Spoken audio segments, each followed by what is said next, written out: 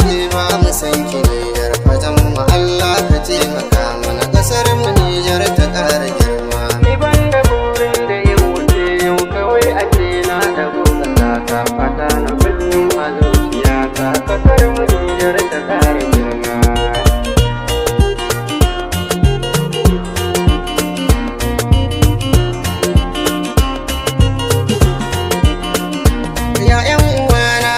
Da mata alfahari na cikin ƙasata, yan uwana maza da mata zan ba ku sirri da zuciyata. Na yi nisan da ba na jinkira zan ba da raina domin ƙasata, tunda Allah shi ke da komai shi ne ya san sirrin zuciyata, wanda shi ne ya yi wani kun sani shi ke da iko na rayuwata. Na yi rantsuwa zan ba da raina domin ƙasata ta ƙara girma.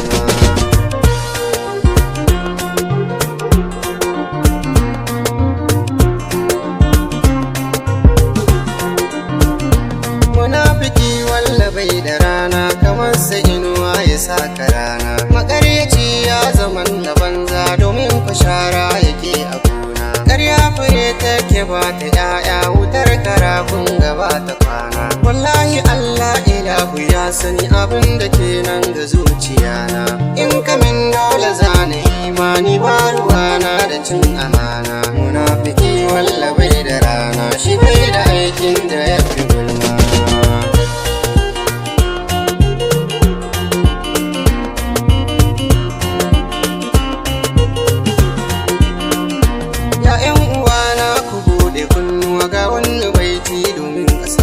Baban mutane ya ce na ce da ku ƙara haƙuri a 'yan ƙasata. Ƙasar mu Nijar tana da arziki insha Allah shi zai sarrafa ta. 'Yan kasuwanni maza da mata ku nuna kishi domin ƙasata. Fanni na kaya wurin abinci ya ƙara sauki cikin ƙasata. Akwai marayun da ba su gona balle a ce masu je su noma.